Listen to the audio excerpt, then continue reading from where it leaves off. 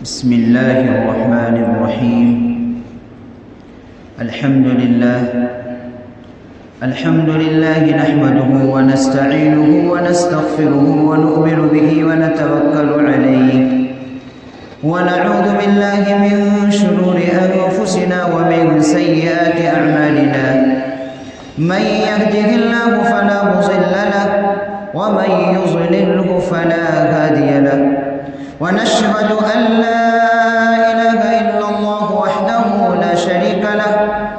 ونشهد أن سيدنا وسندنا ونبينا ومولانا محمدا عبده ورسوله صلى الله عليه وعلى آله وأصحابه وأزواجه وذرياته وسلم تسليما كثيرا.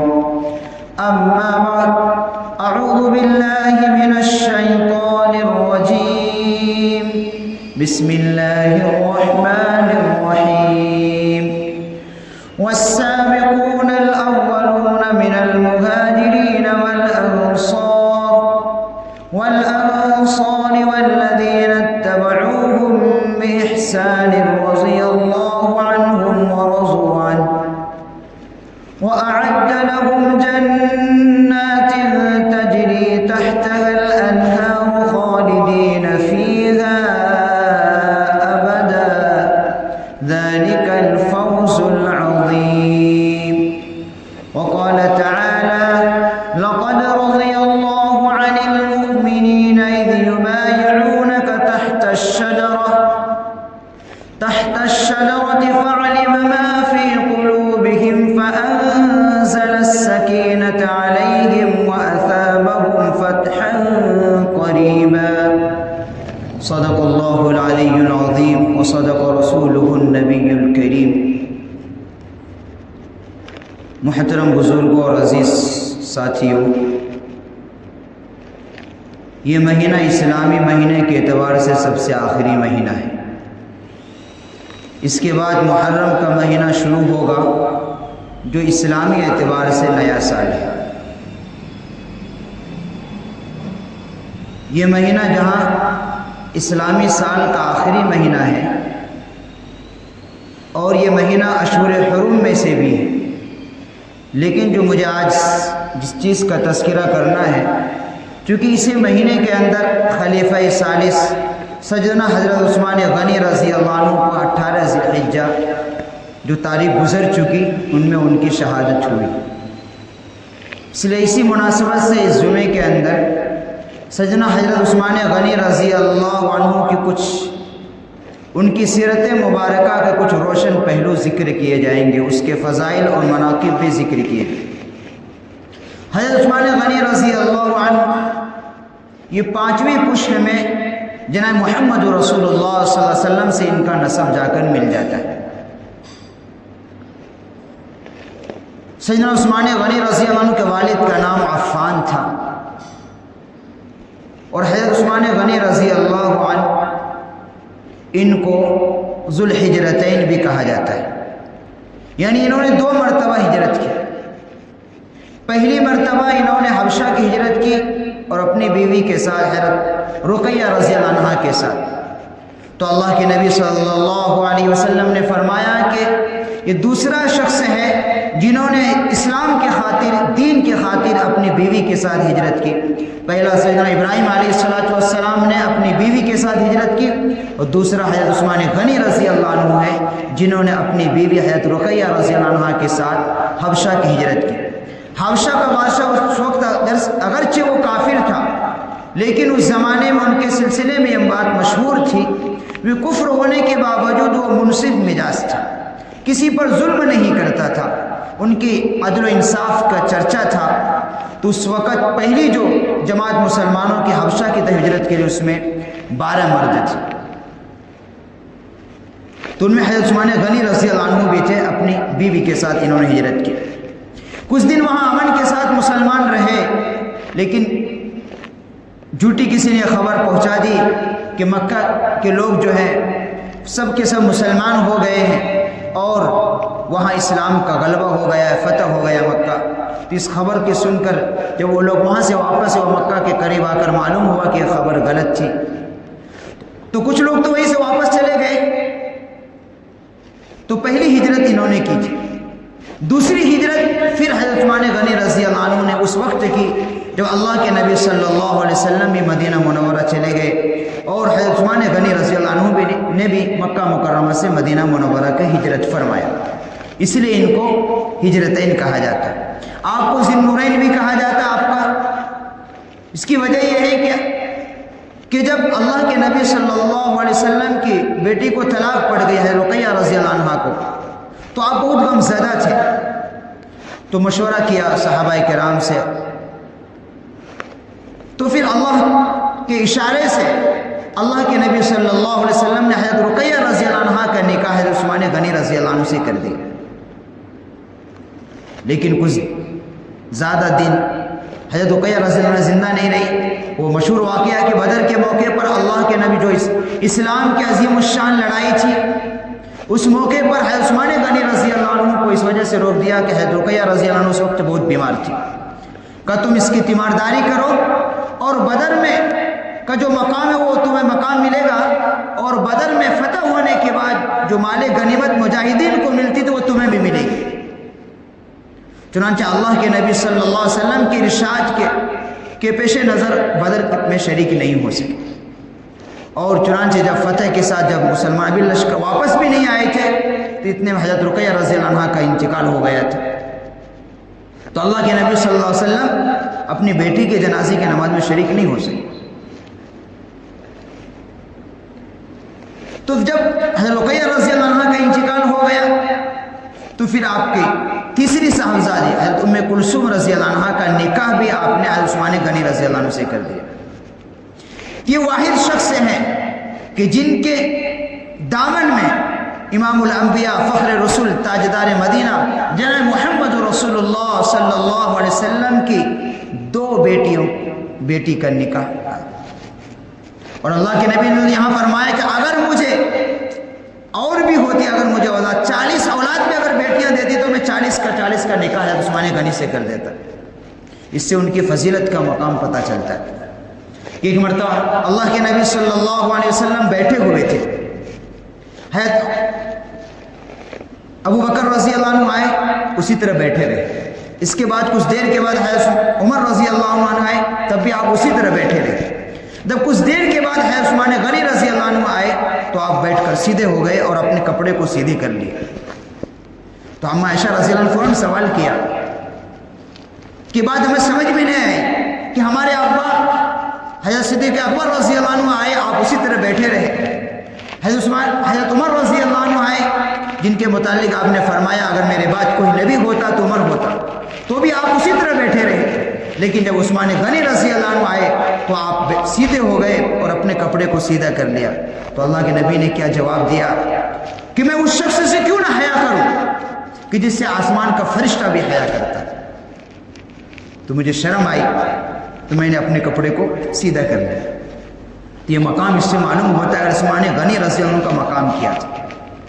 اور آپ یوں تو صحابہ کرام کی تمام پوری سوالات صحابہ کرام اوصاف حمیدہ سے ان کے اندر اچھے اخلاق کوٹ کوٹ کر بھرے ہوئے تھے، لیکن حضرت عثمان غنی رضی اللہ عنہ کی جو سخاوت ہے اس کی مثال بیان کی جاتی ہے کہ اسلام کی خاطر سب کچھ لٹا دیا انہوں نے،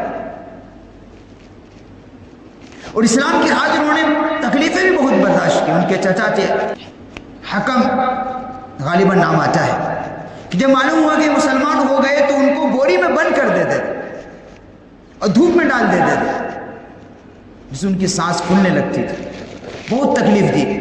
لیکن اسلام کی خاطر انہوں نے اس تکلیف کو برداشت کیا، اور اسی تکلیف کی خاطر انہوں نے حبشہ کی ہجرت کی تھی۔ جب مکہ والوں نے خوب ستایا ان کو تو مجبور آ کر انہوں نے اللہ کے نبی صلی اللہ علیہ وسلم نے ان کو اجازت دے دی ہجرت کرنے کی، تو ہجرت کر کے چلے گئے۔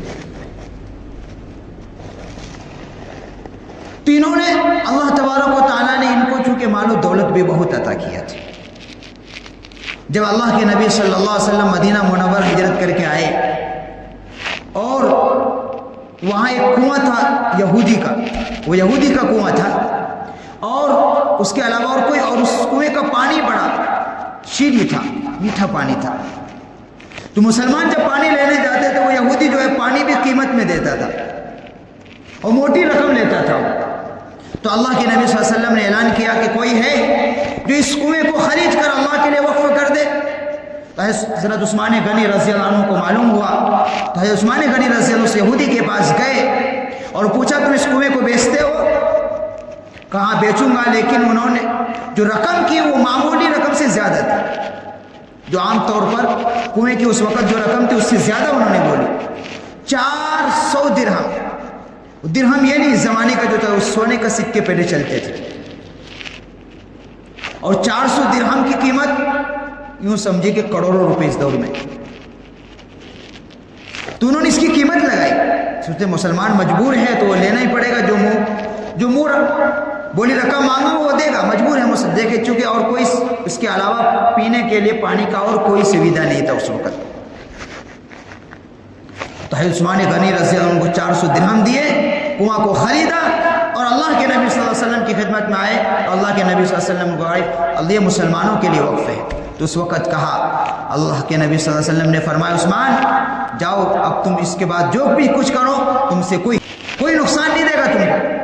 مدینہ منورہ میں جب مسلمانوں کی تعداد بڑھتی رہی تو جو مسجد جو شروع میں بنائی گئی تھی وہ چھوٹی پڑی. تو اللہ کے نبی صلی اللہ علیہ وسلم چاہتے تھے کہ مسجد کی زمین خریدی جائے، لیکن چونکہ شروع کا زمانہ تھا کسی کے پاس وسعت نہیں، اللہ کے نبی کے پاس تھا. تو اعلان کیا ہے کوئی جو زمین کو خرید کر اللہ کے لیے وقف کرے اور اس زمین پر مسجد بنائی جائے. تو عثمان غنی رضی اللہ عنہ نے فرمایا اللہ کے نبی جتنی ضرورت ہے زمین کی آپ کو خریدیے، پیسہ عثمان ادا کرے گا. چنانچہ وہ عثمان کہ جس کی زمین کا ٹکڑا جس مسجد نبی میں ہے، جہاں لاکھوں لوگ حجاج کرام جاتے ہیں اور جہاں ہزاروں کی تعداد میں لوگ وہاں قرآن کریم کی تلاوت کرتے ہیں روزانہ. تو عثمان غنی رضی اللہ عنہ نے ادا کیا. ایک مرتبہ حضرت ابو بکر رضی اللہ عنہ کے زمانے میں قحط پڑ گئے، قحط سالی ہو گئی، فاقے ہونے لگے.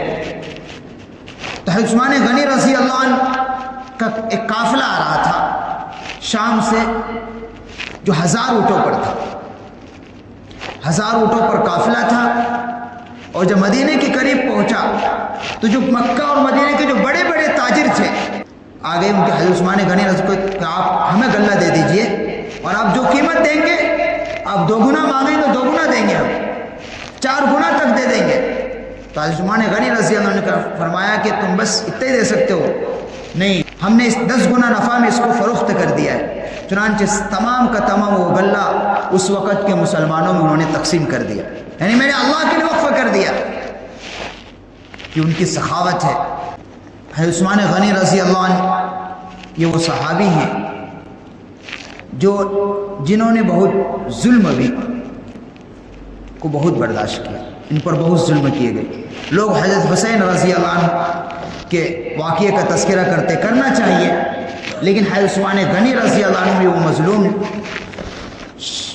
شہید ہیں کہ جن کا تذکرہ جس طریقے سے ہونا چاہیے ویسا ہوتا نہیں.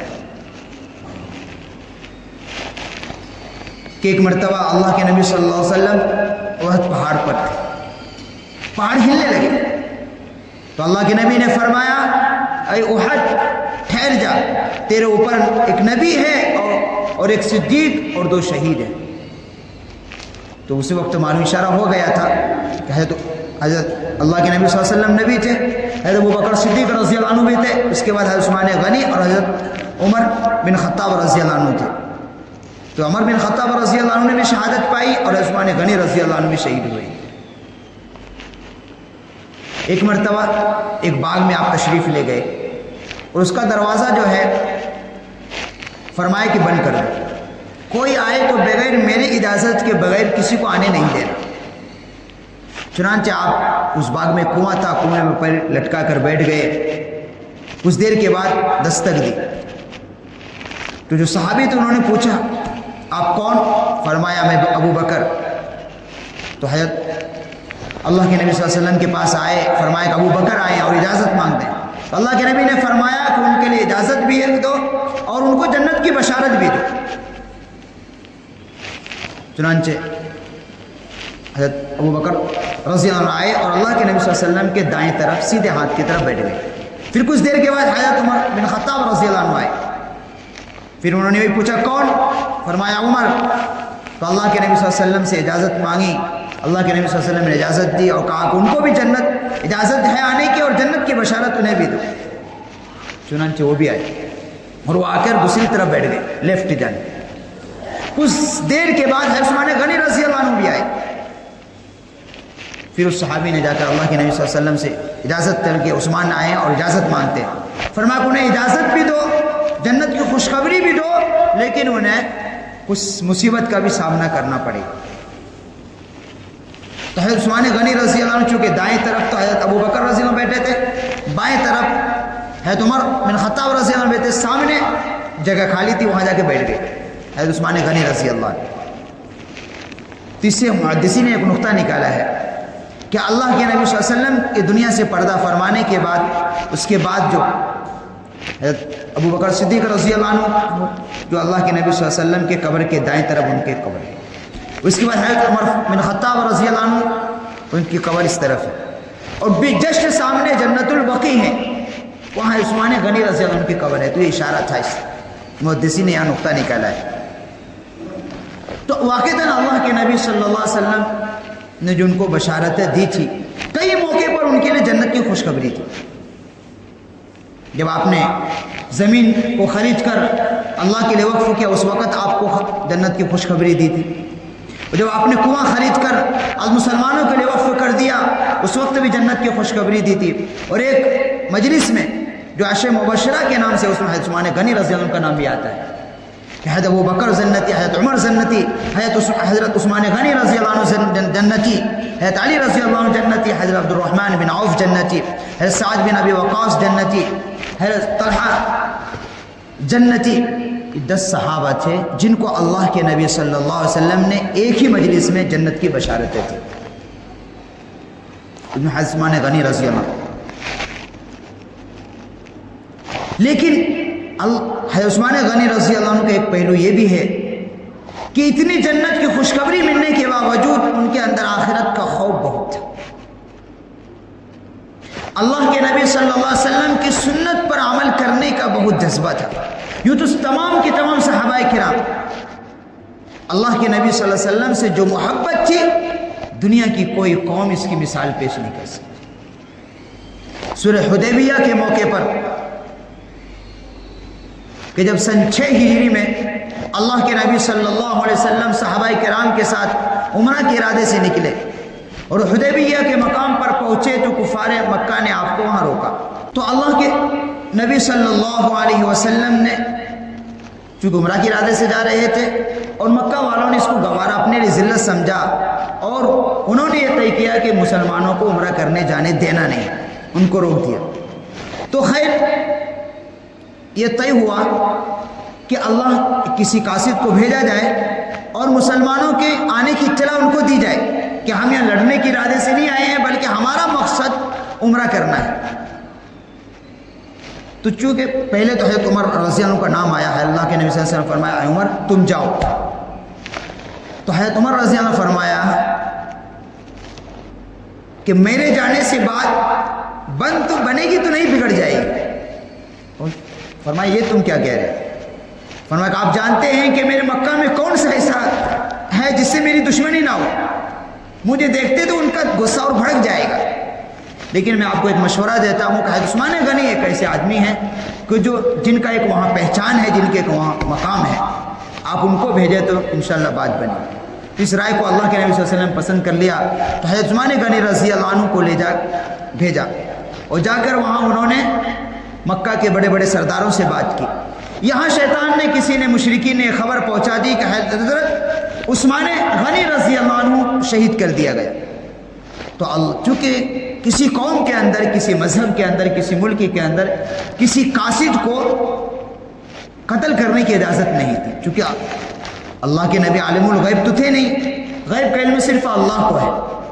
یہ جھوٹی خبر پہنچی تو اللہ کے نبی صلی اللہ علیہ وسلم نے صحابہ کرام پر بیعت لی۔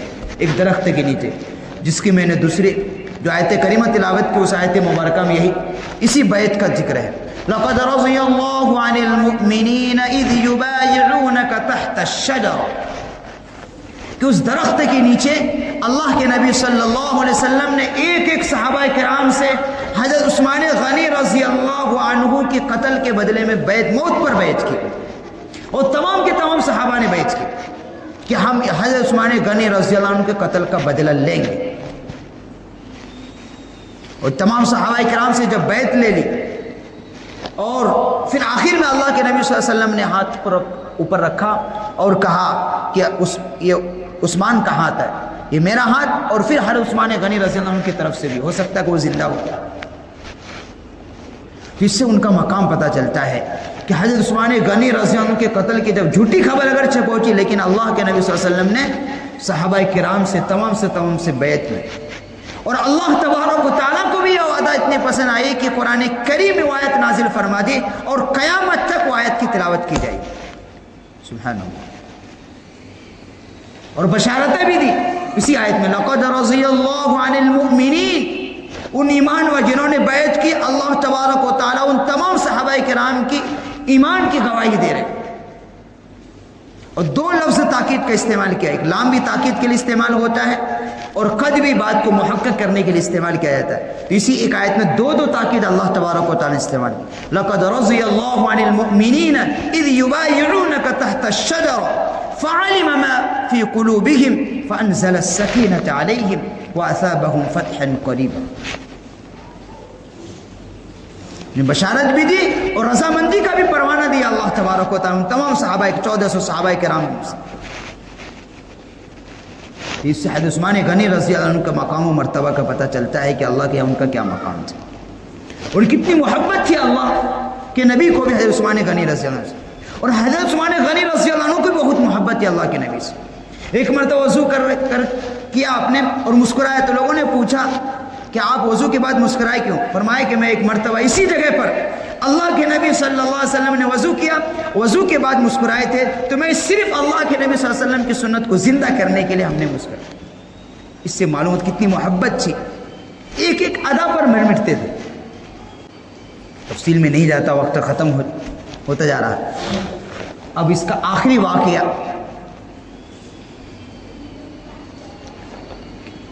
کہ جب 40 روز تک ان دنگائیوں نے جب آپ کو محصور کر دیا گھر کے اندر اور آپ کا کھانا پینا پانی سب بند کر دیا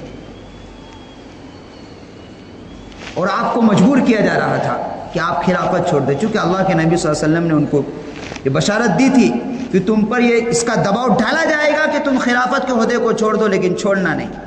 تو انہوں نے کہا کہ میں اللہ کے نبی صلی اللہ علیہ وسلم نے مجھے نصیحت فرمائی ہے، میں خلافت کے عہدے کو چھوڑنا نہیں. لیکن ان دغائیوں نے پیچھے پڑ گئے تھے.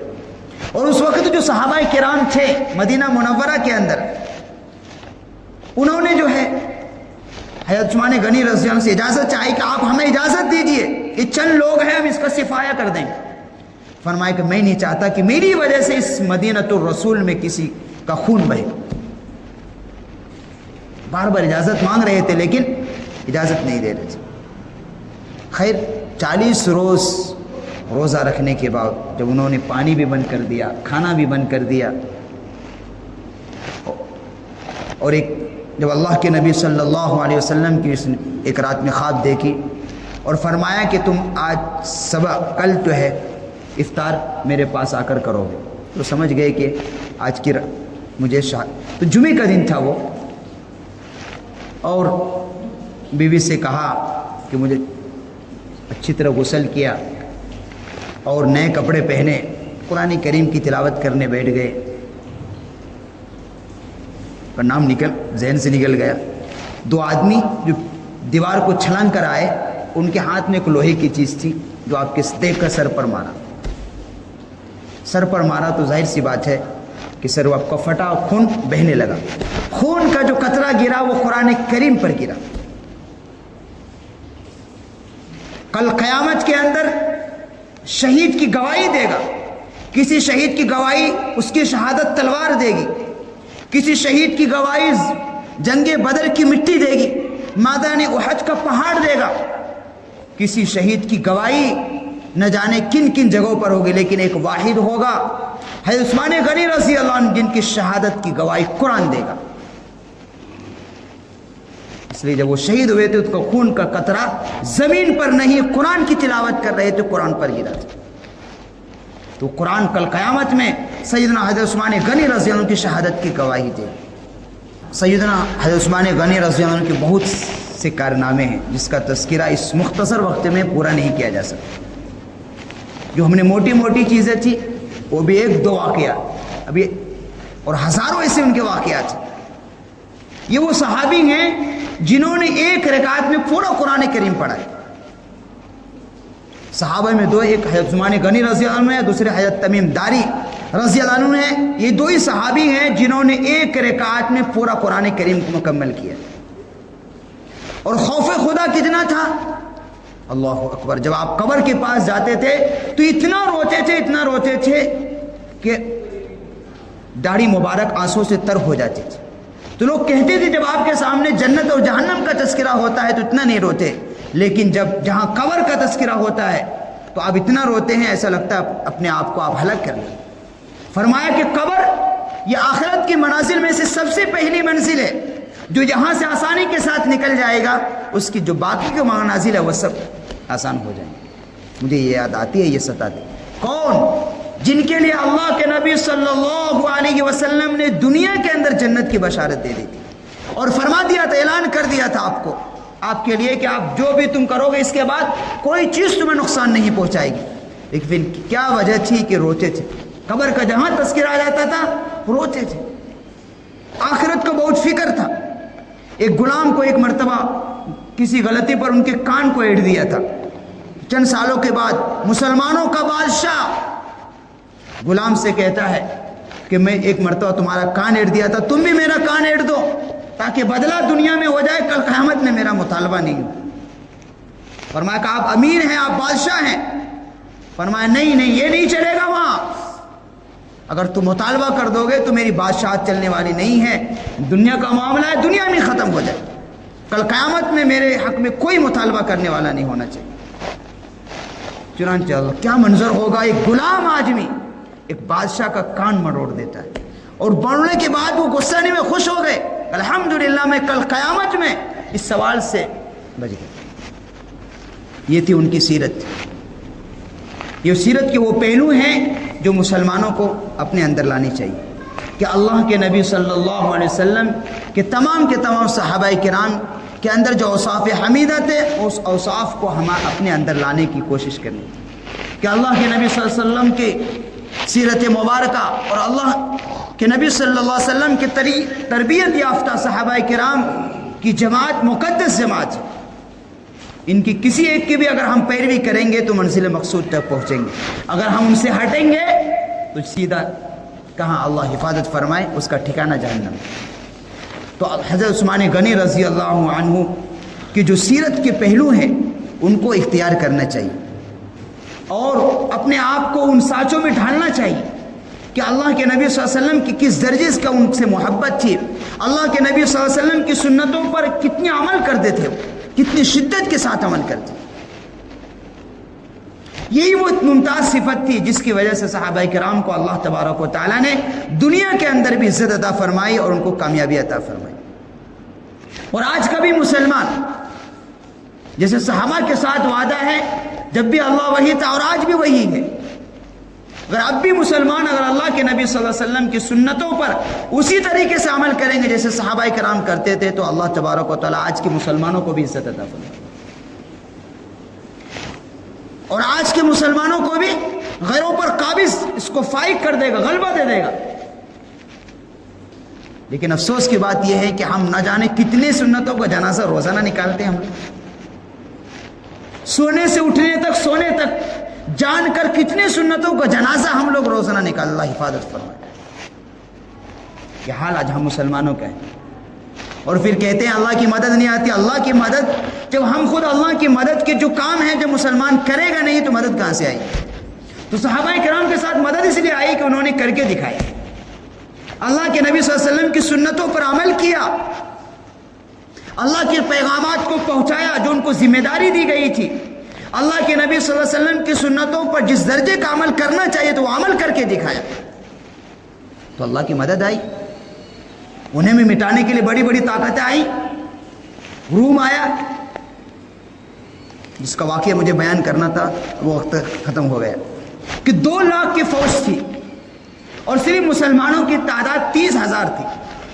30 غزوہ تبوک جسے کہتے ہیں، رومیوں سے لڑائی تھی، رومیوں کی فوج 2 لاکھ اور غزوہ تبوک میں مسلمانوں کی تعداد صرف 30,000. لیکن تاریخ گواہ ہے کہ 30,000 کی فوج نے، مسلمانوں کی فوج نے 2 لاکھ کی فوج کو شکست دی اور شاندار فتح حاصل کی. تو ہمیشہ مدد اللہ کو مسلمانوں کے ساتھ رہی، لیکن شرط وہی ہے، من کان للہ کان اللہ لہ. پہلے اللہ کا ہونا پڑے گا، اللہ والا بننا پڑے گا، اللہ کے نبی صلی اللہ علیہ وسلم کی سنت سے چمٹنا پڑے گا، پھر اللہ کی مدد آئے گی. اللہ کی مدد آئے گی تو دنیا کی کوئی طاقت مسلمانوں کو کوئی بال باقا نہیں کر سکتی. لیکن افسوس یہی ہے کہ آج ہم لوگ عمل نہیں کر رہے. نام کے مسلمان ہیں، کام کے نہیں ہیں. حقیقت یہی ہے، نام کے ہم لوگ مسلمان ہیں، کام کے نہیں ہیں. تو صحابہ کرام نام کے نہیں تھے، کام کے تھے، کام کے تھے اور پکے سچے مسلمان تھے.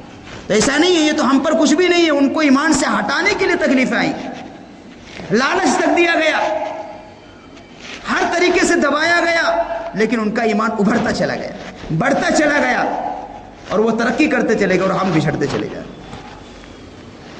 یہ صرف فرق ان کیفیت کا تھا، اس جذبے کا تھا. آج اسی بات کی ضرورت ہے کہ ہم صحابہ کرام کی جو سیرت کے جو پہلو ہیں، جو ان کے اخلاق و کردار ہے، وہ مسلمان اپنائیں. خود اپنے اندر اور اپنے بچوں کے اندر وہ کردار پیدا کرے جو ان کے اندر جمع مردی تھی، جو ان کے اندر سخاوت تھی، جو ان کے اندر زہد و قناعت تھا، جو اللہ پر توکل تھا، جو للہیت ان کے اندر تھی. وہ آج مسلمان اپنے اور اپنے آنے والی بچوں نسلوں کے اندر پیدا کریں. تبھی ہم حالات کا مقابلہ کر سکتے ہیں. اور اگر ہم دین سے دور رہے، صحابہ کرام کے نقش قدم سے ہٹے، تو پھر ہم کسی بھی ہوا کا مقابلہ نہیں کر پائیں. ہماری پیر نہیں جمے گا وہاں، اس لیے کہ اللہ کی مدد نہیں آئے گی. اور جب اللہ کی مدد نہیں آئے گی تو پھر اللہ حفاظت فرمائے، پھر ہم اپنی ایمان بھی بچا پائیں گے نہیں پائیں، اللہ کو معلوم. اس لیے ضرورت ہے کہ ایسے ماحول کے اندر جو حالات بگڑ رہے ہیں، اور یوں سمجھو یہ حالات اب سدھرنے والے نہیں ہیں، یہ حالات اب جائے گا. یہ حالات بکھرنے گا. ابھی بہت کچھ اب دیکھنا باقی، آپ دیکھیں گے اپنے آنکھوں سے، بہت کچھ ہوگا. دنیا کے اندر ایک تبدیلی آنے والی ہے. اس لیے مسلمانوں کو چاہیے کہ اپنا تعلق اپنے رب سے مضبوط کرے. جو ہمارا مضبوط ہتھیار ہے ہم اس کو اختیار کریں. ہمارا رب سے تعلق مضبوط رہے گا، انشاءاللہ حالات دنیا کے اندر کیسے بھی آئیں گے، ہم جئیں گے تو اسلام پر جئیں گے، مریں گے تو اسلام پر مریں گے. اللہ تبارک و تعالیٰ سے دعا ہے کہ اللہ رب العزت ہم سب کو صحیح معنوں میں اللہ کے نبی صلی اللہ علیہ وسلم کے ہر ایک سنتوں پر عمل کرنے والا بنائے، اور صحابہ کرام کے نقش قدم پر چلنے کی ہمیں سعادت نصیب فرمائے. وآخر دعوانا ان الحمدللہ رب العالمین. السلام علیکم ورحمۃ اللہ وبرکاتہ. میں آپ کا خادم حافظ نوید نعمانی. اگر آپ کو ہماری یہ گفتگو اچھی لگی اور آپ کے علم و عمل میں اضافے کا ذریعہ بنی تو آپ ہمارے چینل کو ضرور سبسکرائب کریں، اور ہاں لائک، کمنٹ اور شیئر کرنا نہ بھولیں. آپ جوائن کے بٹن پر کلک کر کے آپ ممبرشپ لے کر ہماری حوصلہ افزائی بھی کر سکتے ہیں. جزاکم اللہ خیر. السلام علیکم.